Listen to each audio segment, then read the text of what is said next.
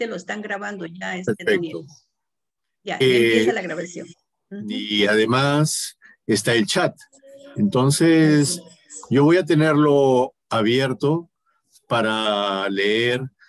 No quiero solamente preguntas. Las preguntas están bien, pero me gustaría saber qué emociones pueden jugar cuando conversemos sobre estos temas, porque les adelanto que la lectura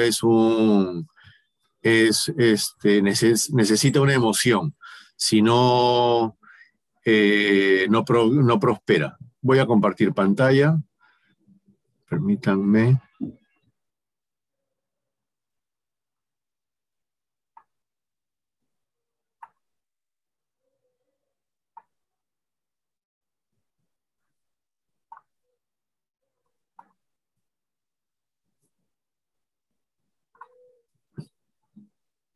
Están viendo la pantalla ahora, ¿cierto? Sí, sí. Yo tengo una pantalla de televisión al costado, entonces ahí se aprecia la diapositiva. En la de la laptop quedan los controles, entonces voy a dirigir mi mirada hacia el costado.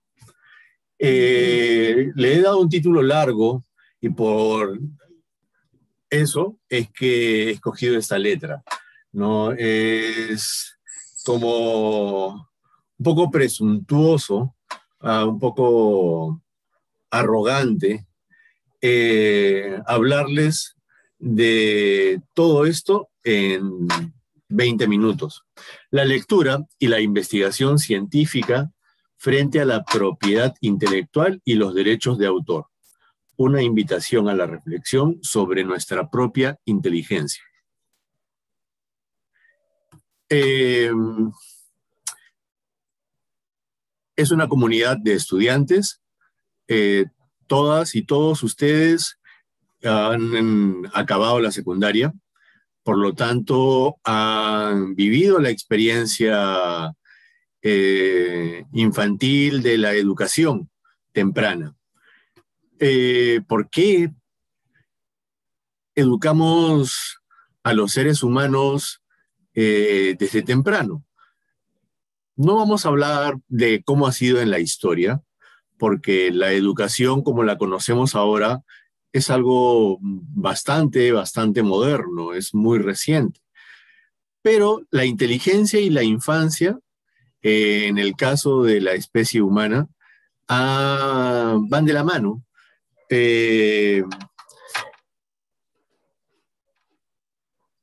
Las formas en las que nos acercamos en nuestra infancia al mundo marcan definitivamente nuestra personalidad, nuestro futuro, nuestra capacidad de relacionarnos con las demás personas y con el mundo. El cerebro no para de extender sus redes entre uno y otro cuerpo, entre uno y otra zona, las sinapsis y las neuronas, todo ese tejido de células crece hasta los 23 años. En el momento en el que un niño nace, su cabeza es casi la tercera parte de su cuerpo. A esa edad el cerebro es lo más necesario porque es nuestro espacio de almacenamiento de memoria, nuestro disco duro. Entonces, no caminamos, no usamos las manos, solo comemos. Nuestra cabeza tiene los ojos abiertos y los oídos y el tacto. Entonces, el cerebro a esa edad necesita tanto espacio que por eso los niños son tan cabezones. El cuerpo se va ya distribuyendo de una manera más pareja. Y cuando están los niños en edad de llegar al colegio, los vemos aquí, ya son capaces de una serie de habilidades, de entusiasmos, de intereses, de interacción en su entorno, que no importa dónde sea. Yo escojo fotos como estas porque en mi trabajo de bibliotecario yo he necesitado eh, recorrer bastante el territorio de nuestro país. He estado entre Cajamarca, Apurímac, Cusco, Piura, trabajando con proyectos que tienen que ver con bibliotecas públicas y con lectura infantil. Lo que encuentro en nuestro país es algo que está a la vista de todos nosotros. Nosotros como limeños, como urbanos, podemos fácilmente tener a nuestros 4 abuelos con secundaria completa. Pero en el caso de mis padres, no fue así. Mi madre no termina la secundaria, mi padre nace en 1915, vivió hasta los 102 años, él tampoco terminó la secundaria, pero su caligrafía era impecable. La lectura de la que él era capaz, de periódicos, de novelas, de otros niveles de lectura, siempre fue bastante alto. Entonces, la experiencia del colegio, de la educación que él recibió hasta los 10 años, lo marcó para el resto de su vida. Igual mi madre no terminó la secundaria por pasar a un tipo de educación que le permitía acabar la secundaria trabajando en las nuevas compañías que llegaban al país en esa década, en los 60.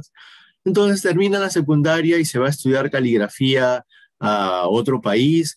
Entonces la educación a ella la pudo conducir lejos de su casa, y a mi padre, a pesar de lo poco que recibió, lo mantuvo siempre con la capacidad de leer y escribir hasta el final de su vida prácticamente. Era un fanático del crucigrama.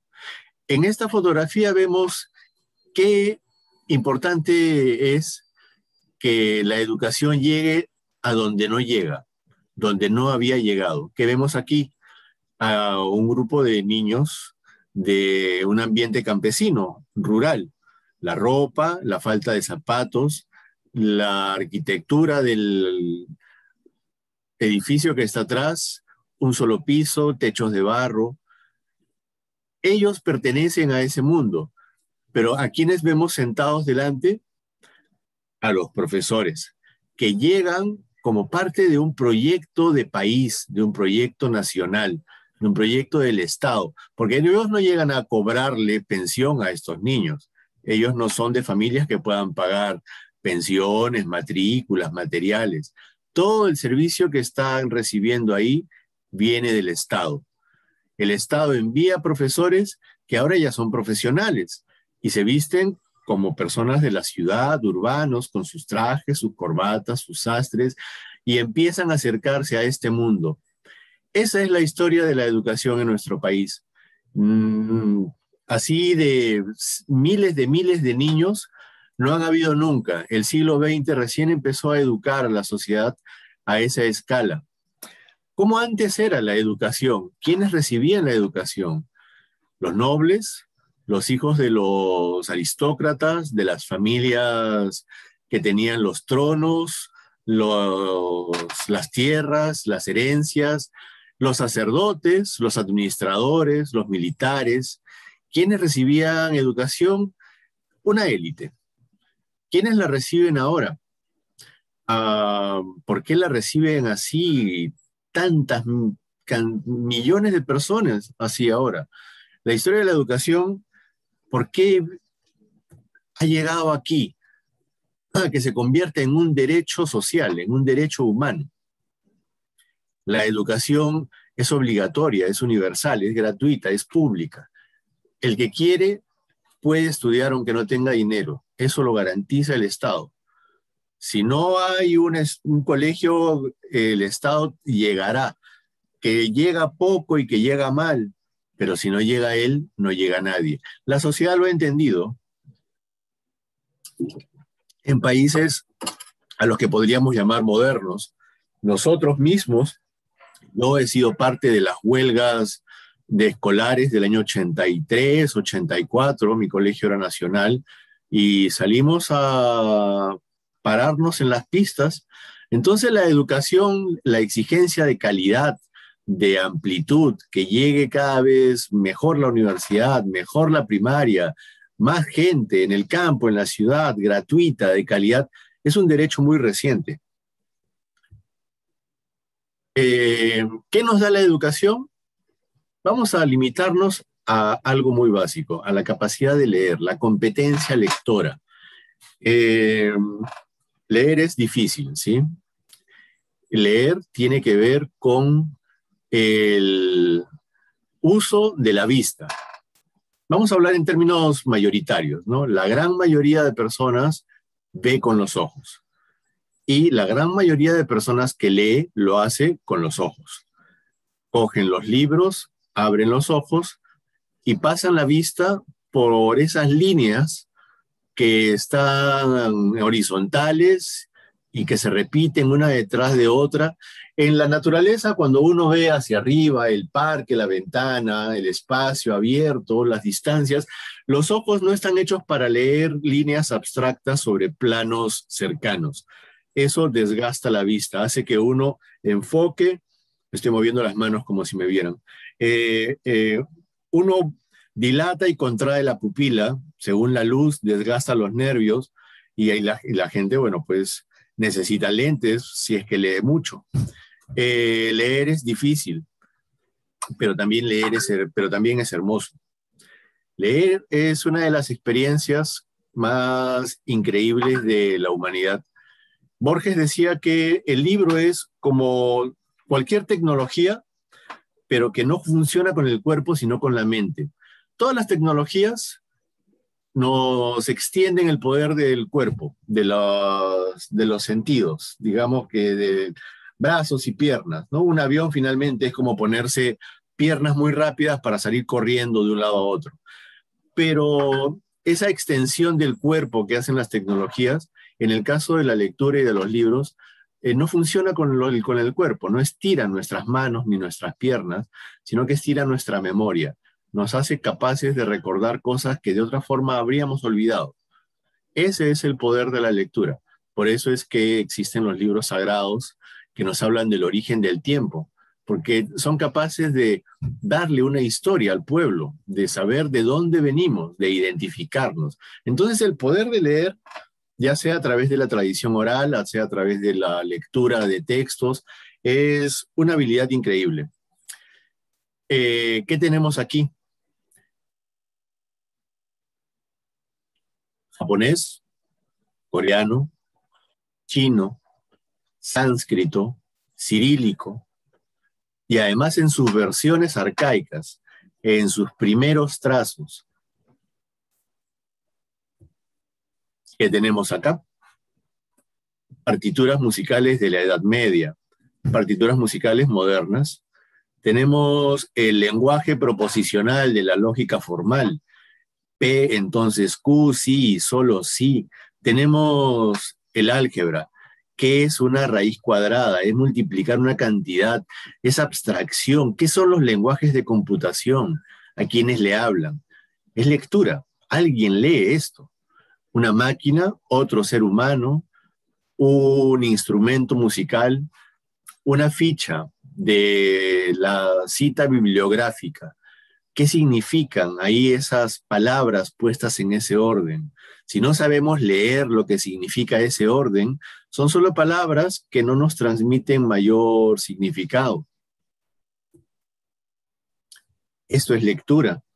La trigonometría que me rompió el cerebro en mi quinto de media. Las fórmulas químicas. La única vez que yo tuve que ir a marzo para subsanar un curso fue gracias a química. Pasaba de un colegio a otro y entré a uno nacional, y química fue lo que me recibió. Me recibió también la huelga de profesores del 83, y mi matemática quedó muy lastimada debido a esa huelga.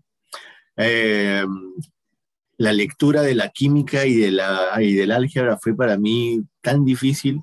Yo ingresé a la universidad solo gracias a las respuestas de letras. Matemáticas nunca fue mi fuerte.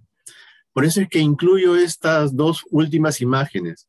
Una de ellas es lo que se conoce como poesía concreta, cuando las palabras dibujan una figura, una forma que tiene que ver con el significado, con el sentido. Es un poema que habla de la música, de la curva.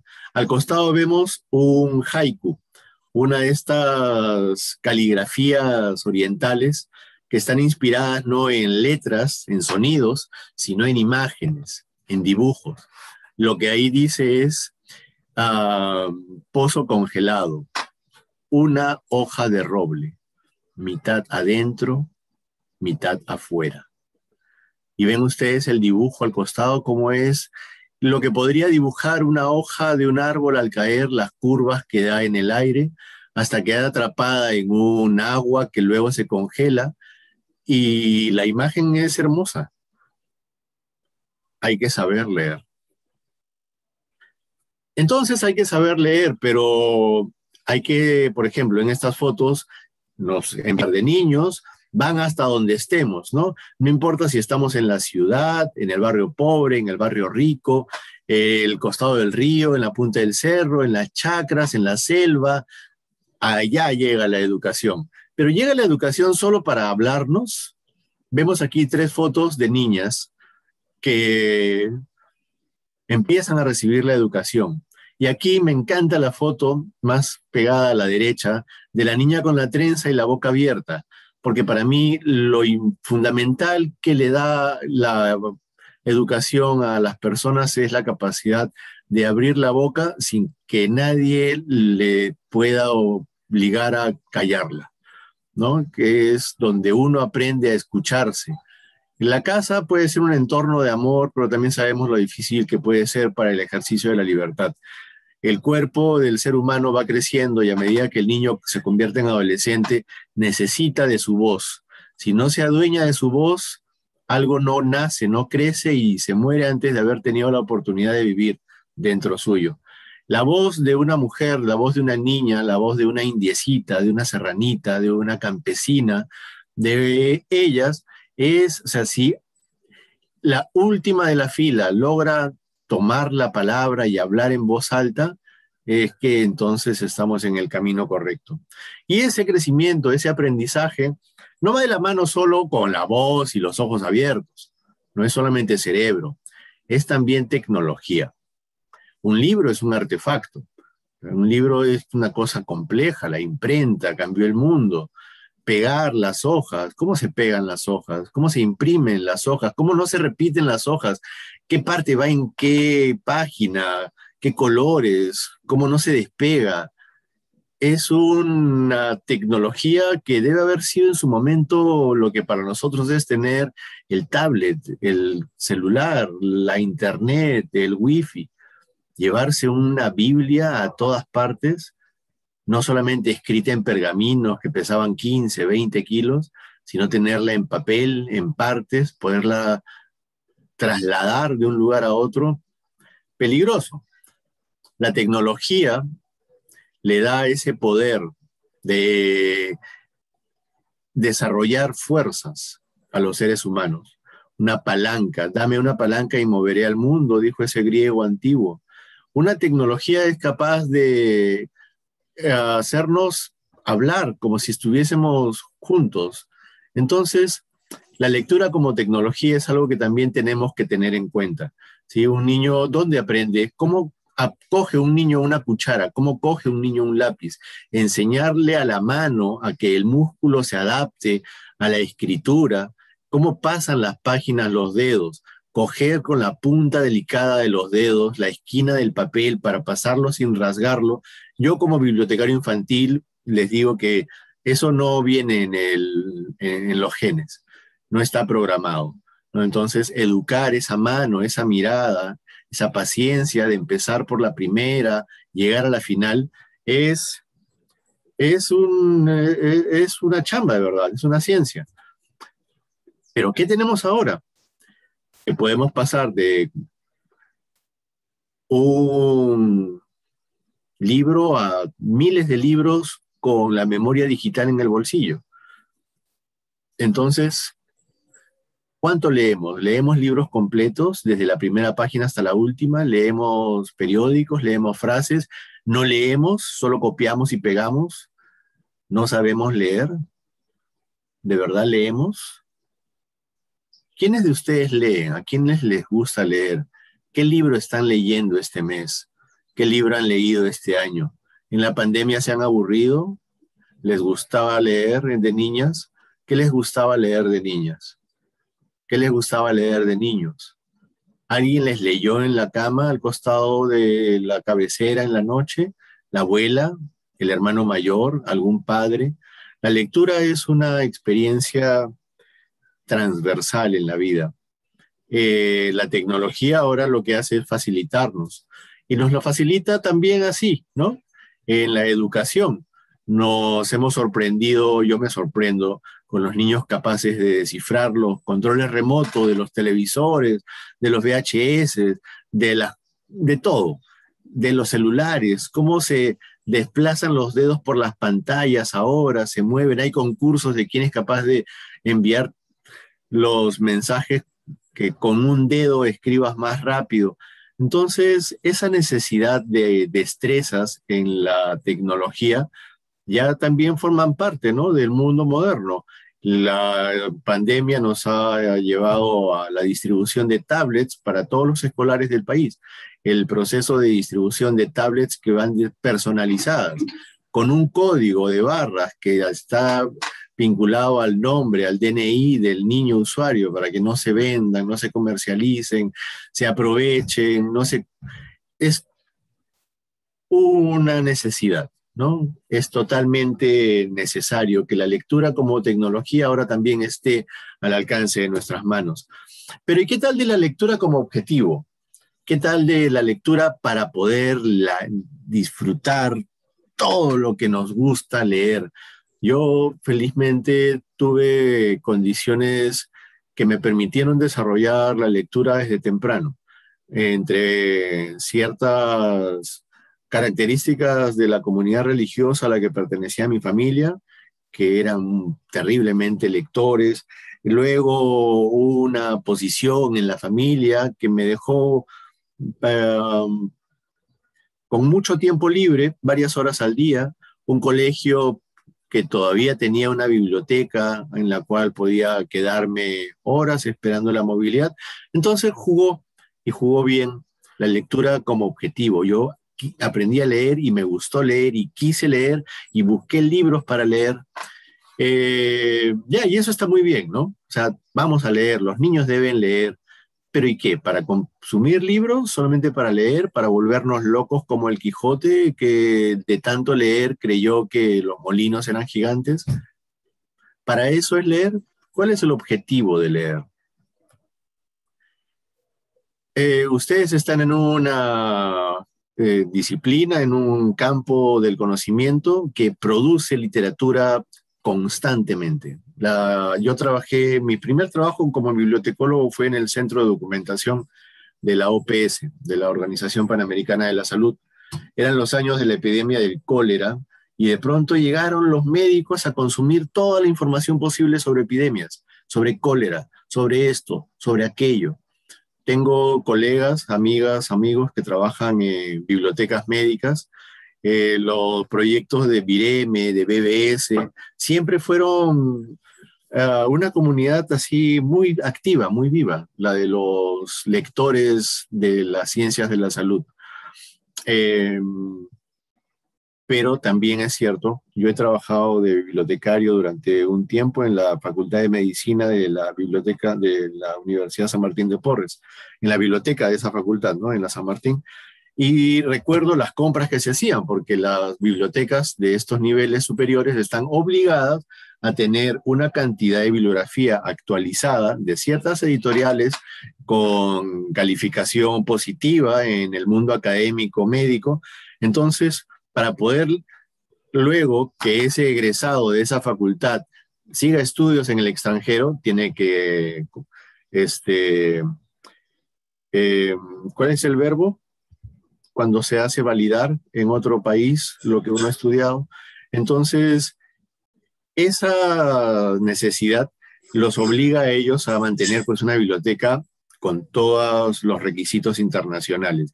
Y yo veía la cantidad de compras que se hacían y a los años llegaron entonces las bases de datos, EBSCO, JSTOR,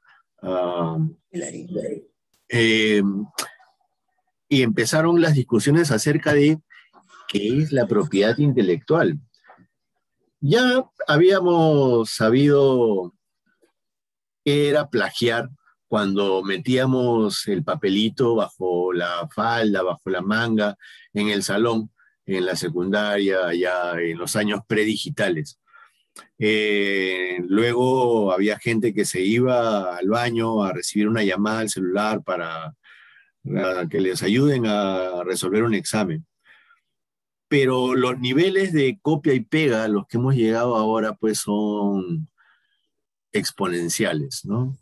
Ya todo el mundo se adueña de la propiedad intelectual de cualquiera y no cita y no lee ni siquiera lo que copia. Entonces, esta es una oportunidad para que podamos ser un poco más estrictos con estos temas y las voy a invitar esta vez. A mí me disgusta cuando en las presentaciones se pasan diapositivas como para leer, ¿no? Pero en este caso sí es necesario un poco de texto.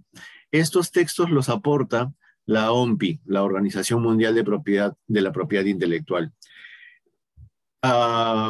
Pueden ustedes descargar el libro en formato electrónico que está en el sitio de OMPI, que además tiene la licencia Creative Commons, o sea que les permite bajarlo sin ningún riesgo de infringir ninguna ley de protección de la propiedad intelectual. La propiedad intelectual se relaciona con las creaciones de la mente, del intelecto.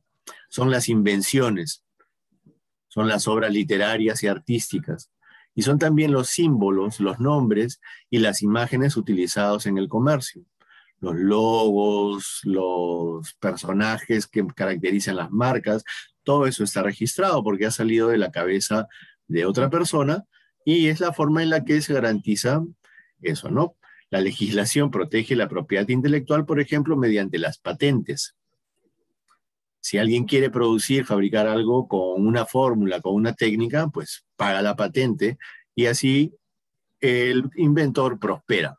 El inventor del fusil M16 es millonario.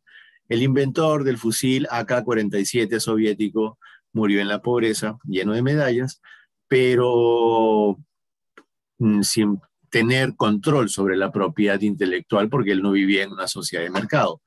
El señor gringo, con su fusil, vivía en una sociedad de mercado, patentó el gatillo automático y sigue vivo y es millonario.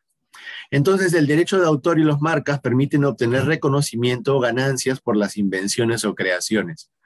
Al equilibrar el interés de los innovadores y el interés público, el sistema de protección intelectual procura fomentar un entorno propicio para que prosperen la creatividad y la innovación, o sea, la investigación científica y el desarrollo de tecnologías.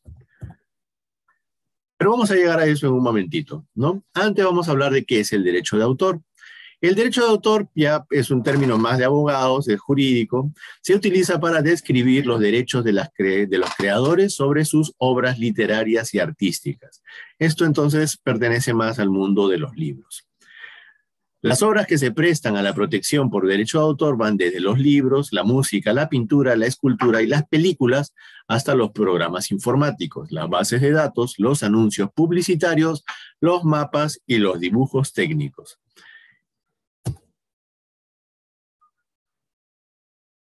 La legislación de protección, lo que va a proteger, entonces, ya lo dije hace un momento, no lo voy a repetir, aquí he repetido un poco las ideas, pero quiero detenerme en esta principal. La protección del derecho de autor abarca solo las expresiones, pero no las ideas, procedimientos, métodos de operación o conceptos matemáticos en sí. Si un chico y una chica se enamoran y las familias se oponen, ¿estoy plagiando a Shakespeare con Romeo y Julieta? Es una idea universal. Siempre va a haber amor entre los jóvenes y siempre van a haber adultos ahí dando opiniones. Entonces, y el amor entre Romeo y Julieta es una gran idea. Cualquiera puede usarla para hacer su propia versión de esa historia, pero no va a poder usar los nombres de los personajes y de los lugares y el libreto, porque entonces sí incurre en plagio. El derecho de autor puede amparar o no elementos como los títulos, los lemas o logotipos, dependiendo de que la paternidad de la obra sea suficiente. Perdón.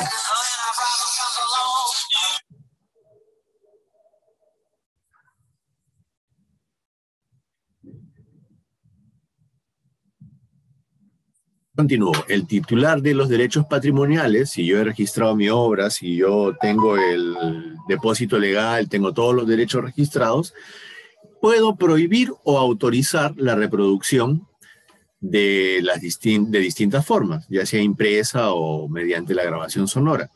Puedo prohibir o autorizar la interpretación o ejecución públicas, por ejemplo, en una obra dramática o musical. Puedo prohibir o autorizar la grabación en forma de disco compacto o de DVD.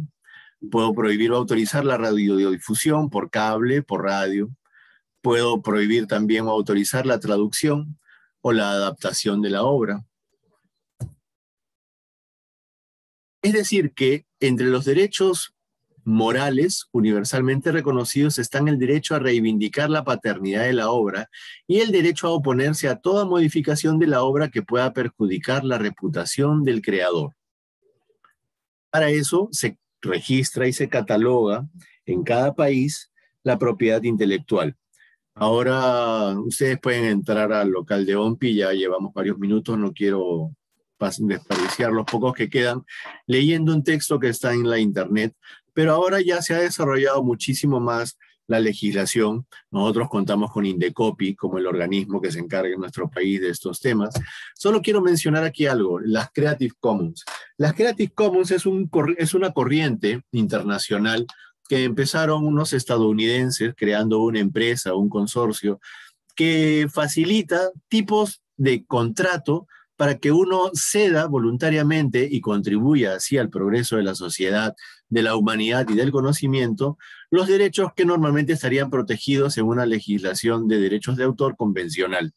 Las Creative Commons son una tendencia que la pueden encontrar en Wikipedia, que se mueve todavía en el mundo angloparlante, ¿no? Y que garantiza que, mejor dicho, impulsa que el acceso abierto al conocimiento es crítico, por ejemplo, lo dicen en este titular, especialmente durante una emergencia sanitaria global, ¿no? Cuando así se hace, yo recuerdo la epidemia de cólera, y justamente ocurrió eso, toda la comunidad de profesionales de la salud corrieron a informarse. Tener el acceso abierto en momentos críticos es fundamental.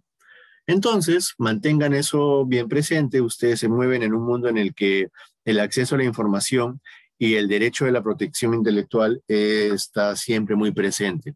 Solo quiero terminar con unas apreciaciones, ¿sí? Les preguntaba, ¿a ustedes les gustó leer? Yo, como les digo, he trabajado tratando de impulsar algo que en nuestro país, especialmente, es terriblemente vulnerable y frágil: la biblioteca pública municipal y la sala infantil de esas bibliotecas. Si no tenemos de pequeños los libros correctos, difícilmente vamos a conseguir el despertar de la lectura como algo que nos va a acompañar toda la vida, ¿sí? Y podemos tal vez idealizarla creyendo que basta con bibliotecas, círculos de lectura, leer en casa, tener así bonitos espacios en el colegio de lectura. Pero también es cierto que se necesita mucho esto. Miren lo que está ocurriendo en los países asiáticos. La lectura, ¿cómo se leerá en chino, no? ¿Cómo será aprender a leer en chino? O sea, uno tiene que recordar 60.000 caracteres si quiere ser un chino culto. Pero la tecnología y la lectura están a toda velocidad allá. Japón es el país que más lee por persona, 22 libros al año. todo está escrito, todo está impreso, a pesar de que todo está en pantallas. La rivalidad entre las pantallas y el papel no existe, es una continuidad total. El papel lo han usado ellos hasta para envolver caramelos toda la vida. Entonces el papel estará al lado suyo siempre. Las pantallas formarán parte del futuro siempre. Ya están aquí para quedarse, nadie va a renunciar al celular. Pero pensar así en que si es papel o pantalla es meterse en un dilema irreal. Solamente quería acabar recordándoles esto. En la primera pantalla de la reunión vi que la mayoría de ustedes son mujeres. Es un mundo de ciencia, es un mundo de conocimiento, es un mundo de lectura, es un mundo de mucha comunicación en el que ustedes se mueven. Yo me alegro que cuenten ustedes en el instituto con la presencia de una bibliotecóloga, de una colega como es la señora Angélica. Y nuevamente quiero agradecer su atención, agradecerle a Angélica por la invitación y a recordarles que el universo está lleno de secretos y nunca nos habla, nunca nos dice. Siempre hay que leerlo. Él solamente nos va a decir si es que estamos dispuestos a escuchar. Entonces, escuchar es primero leer, leerse por dentro. Poner orden a las ideas es tan necesario para poder así pasar 30 minutos con ustedes y sentir que tal vez no nos hayamos aburrido. Gracias.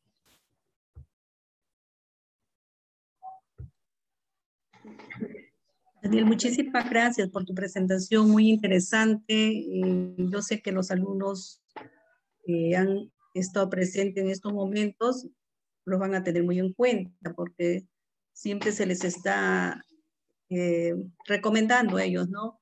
Que cuando ellos hacen un trabajo de investigación, lo más importante es el derecho de autor. Siempre tienen que anotar en sus informes que entregan a sus docentes. Igual también tenemos la colaboración de nuestros docentes, que ellos hacen que los alumnos, cuando investigan, tienen que colocar su referencia bibliográfica de qué fuente lo han sacado. Y qué bien, muchísimas gracias. Más bien, disculpe un momentito, por favor, los alumnos que están presentes, se les va a pasar una encuesta que es muy necesario que ustedes lo resuelvan, porque así nos vamos a poder ayudar y comunicar más. Bueno, la verdad, Daniel, muy interesante. Nos has hecho una reseña histórica prácticamente de la educación y hemos terminado en lo que es derecho de autor. No te escucho, no te escucho, Daniel. Y no te escucho, Daniel. La verdad que muy agradecida de nuevo por tu ponencia, que es muy interesante. Perdón, es que estaba respondiendo una llamada, estaba ocupado por algo, había yo silenciado el micrófono, ¿sí? Sigo atento aquí, pero voy a tener el micrófono en silencio, ya creo que hablé bastante, necesito atender unas cosas ahora, ¿sí? Le sigo escuchando. Ya, como estoy indicando, prácticamente es necesario que nuestros alumnos tomen en cuenta mucho esta información que nos da Daniel referente al derecho de autor, ¿no? Y la importancia de la lectura, porque leer no solamente es leer, agarrar un libro y leer, ¿no? Sino como siempre nosotros recomendamos es interpretar, ¿no? Como decimos, tú lees para siempre y estudias para el momento, ¿verdad? Entonces es necesario que lo que hemos escuchado lo tengamos en cuenta, la importancia de la lectura y el derecho de autor, ¿sí? En este momento hay una encuesta que recomendamos, por favor, que ustedes lo resuelvan, porque así vamos a poder seguir avanzando con nuestras actividades y en ellas estamos solicitando una serie de datos. Muchísimas gracias. Muy bien, Daniel. Espero que no sea la última vez que nos acompañes. Siempre vamos a tener en cuenta tu presencia con otros temas. Nos pondríamos de acuerdo para ver qué otros temas podríamos exponer ante nuestros alumnos. Y bueno, vamos a tener que hacer participar a mucho más. Como tú ves, Un Los placer. jóvenes son muy pocos para la lectura. En cambio, cuando les invitamos para ver una fiesta, todo el mundo participa. Pero cuando es lectura, Yo muy poco. Pero poco a poco. he Todos sido estamos bibliotecario ganando. infantil y me gustaría morir siendo bibliotecario infantil. Los mejores usuarios de los libros son y bibliotecas son Eso es ellos. cierto. Es Eso es increíble. cierto, porque Desprenden ustedes la tele, hacen... desprendes el televisor, les pones la pelota, se van a ver el televisor, van con la pelota, pero si hay libros, regresan a los libros. Eso Siempre es regresan cierto. a los libros. Y eso es lo que tratamos de hacer con nuestros alumnos, porque tiene también la formación que ellos han tenido, ¿no? Y prácticamente la práctica que no han recibido cuando han sido niños, y inclusive en los colegios muchos de ellos nos indican que nunca han tenido una biblioteca, ¿no? Pero lo más importante es la lectura. No es necesario la biblioteca, pero sí el hábito. Hay que tener ese hábito de leer, ¿no? Porque Es lo eso que te nos ayuda. gusta, eso es todo. Solamente podemos leer lo que nos gusta, corto, cómic, dibujos, pero ejercitar la observación para entender el mensaje es, ahora hay Es, tanta, en fin, hay, la literatura infantil ahora es tan ilustrada que uh-huh, entiendo que ahí hay un esfuerzo por usar códigos más dinámicos a la hora de leer los libros, ya no solo textuales, sino también visuales. Hay muchos y eso es secretos cierto. escondidos ahora en la literatura infantil que tienen que ver con la imagen. Es muy bonita esta literatura, esta literatura Eso infantil es cierto. moderna, está increíble. Uh-huh. Bueno, Y es Angélica, cierto, le lo que tú nos agradezco indicas. por la oportunidad nuevamente Y y quedo aquí en silencio para seguir escuchando y en cualquier otro momento conversar, ¿sí? ya, Daniel, muchísimas gracias. A ver, con nuestros alumnos, Lisette, ¿tenemos alguna pregunta? No, no. Tenemos. Bueno, sí, yo creo que damos por terminada, ¿verdad?, esta presentación. Muchísimas gracias, Lisette, por acompañarnos, y también a los de comunicaciones, porque esto lo están grabando ellos. Lo están grabando y va a ser publicado en la página de la institución, ¿sí? Y sí, va a ser publicado, y solamente entramos a la página de Carrión y ahí ya está toda esta ponencia. Es muy interesante para Buenas todos. tardes, licenciada Angélica. Aquí la alumna Jocelyn González. Al parecer tiene una pregunta para Daniel. A ver, Jocelyn, por favor, ¿puedes prender tu micrófono para escucharte, por favor? Jocelyn.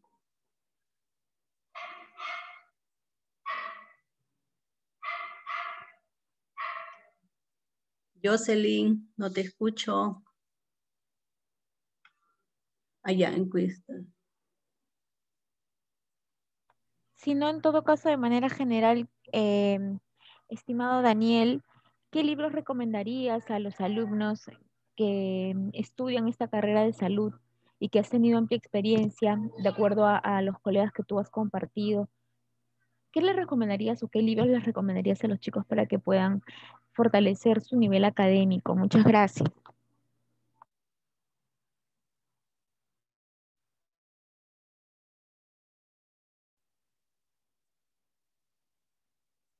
Daniel, no te escuchamos, tu micrófono está apagado. Para las personas que no han tenido un desarrollo temprano del gusto lector y que por lo tanto no saben lo que les gusta, les tendría que preguntar si de verdad quieren leer, porque no leer también es un derecho. Pero digamos que sí quieren leer, a pesar de las dificultades tempranas que puedan existir, todos estamos alfabetizados. Y entonces yo creo que existen siempre los libros correctos. Ahí yo he trabajado la transgresión. en el trabajo con el lector infantil. Me gusta que en las colecciones existan siempre libros que digan caca pichipoto, que por ahí, o no sé si conocen la película Matilda, Willy Wonka. Eh, el autor es Roald Dahl. Todos los cuentos de Roald Dahl siempre son malcriados, siempre te mueven la mirada de pronto y te obligan a sentirte bien, incluso frente a lo inesperado. Es más, es capaz de despertar tu curiosidad. Yo no alcancé la lectura del cómic, de la novela gráfica, como me hubiera gustado, pero yo ahí veo una intensidad en las expresiones que se han quedado para mí, que se han quedado conmigo para siempre, muchos dibujos que yo he visto. Entonces yo les sugiero librerías y bibliotecas. El día de hoy, en el distrito de Comas, se reabrió la biblioteca pública que depende de la Biblioteca Nacional. Esa biblioteca en Comas fue creada en 1959, pero ha estado cerrada como 30 años. La han reabierto ahora. Hace unos días reabrieron la biblioteca pública que depende también de la Biblioteca Nacional en el distrito de La Victoria. Hace unos meses abrieron la que corresponde al distrito del Agustino. La de Breña está funcionando. La del RIMAC la están refaccionando. Por ahí está la Biblioteca Pública de San Isidro, está la Biblioteca Pública de Jesús María, está la Biblioteca Pública de Miraflores, está la Biblioteca Pública del Callao, es muy buena. Vayan a las bibliotecas, visítenlas y miren qué hay ahí. Literatura prohibida, contenidos para adultos, cosas así que si te las encuentran, te las requisa la monja superiora. Eso también. Lectura sobre la realidad de nuestro país. Informémonos. ¿Qué pasó con la violencia? ¿Quiénes son los terroristas? ¿Quiénes son los comunistas? ¿Quiénes son los conservadores? ¿Quiénes son los violadores? Entonces, esas preguntas, está bien que las encontremos en internet, en un video, en un influencer, en una nota del periódico, en un comentario en Facebook, en un meme, pero hay más. Yo sé que cada una de ustedes se indignó el día que escuchó a ese juez que decía, ¿a qué edad tiene la niñita? 11 años. Ah, ya, pero ¿la defloró o no la defloró? Ah, ya, ¿y qué quiere? ¿Libertad o que le reduzcan la pena? Eso es, para mí, o sea, ¿qué es el estuprador? ¿Qué es el desfloramiento? Palabras que se usan en el lenguaje corriente y que a veces no sabemos qué significan. Nunca se olviden del diccionario. Ese es otro que hay que recomendar siempre. Hay un montón de términos que son súper necesarios para saber de qué estamos hablando.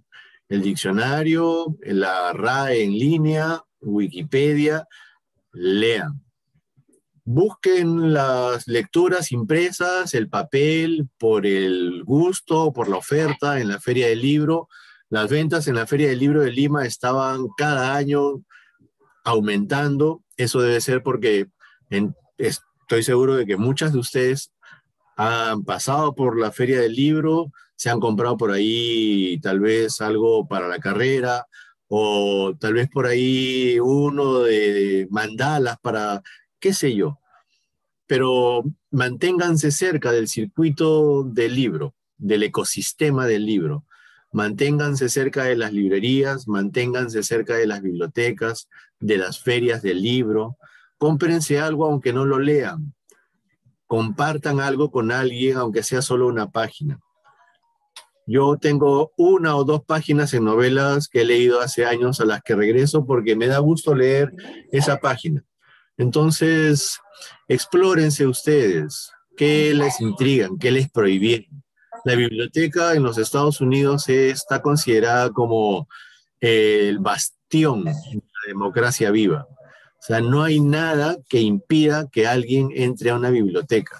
Ahí entran los colores, las tendencias, las clases, las religiones. Nadie puede ser detenido por ingresar a una biblioteca. A nadie se le puede prohibir por una razón de censura el uso de la lectura de un libro. Entonces, no se olviden que los países están divididos entre desarrollados más y desarrollados menos.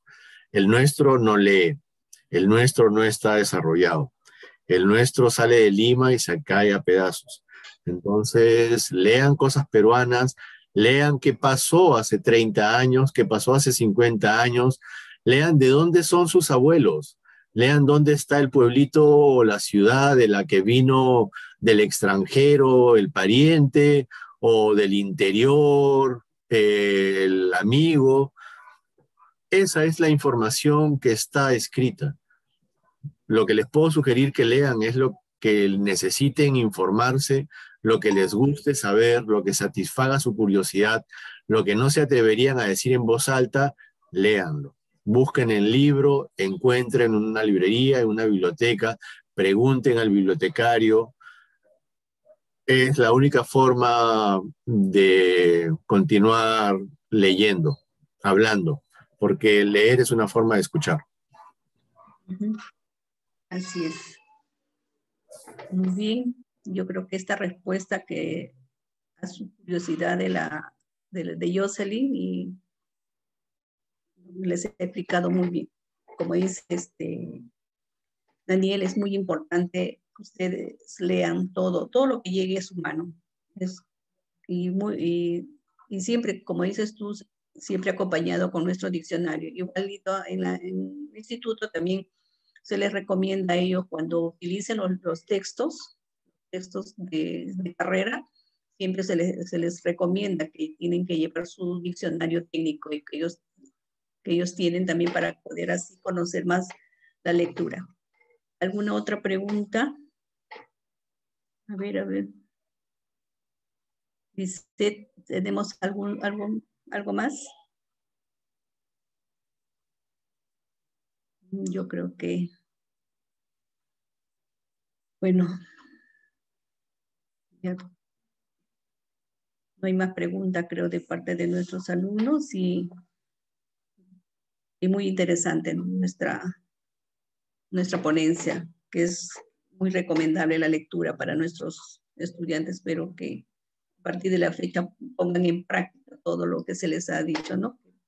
Puedan ellos leer no solamente sus textos, sino también las demás lecturas que ellos puedan llegar a sus manos, ¿no?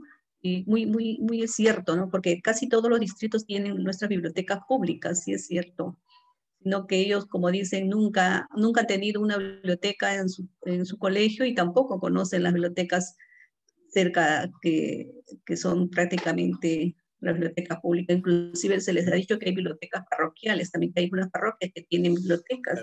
La biblioteca de la Avenida Bancay sigue funcionando bien. La biblioteca del Instituto Británico también están abiertas. Inclusive el IGNA. Sí, el entonces IGNA también estaba haciendo una serie de actividades, está realizando el IGNA, inclusive para quienes ahora ya están sintonizadas con lo digital, está la biblioteca digital de BNP. En fin, hay ahora, por el lado de consumir literatura, ya la internet es la gran biblioteca, ¿no? Eso no hay que discutirlo. La gran biblioteca es digital ahora. Así es.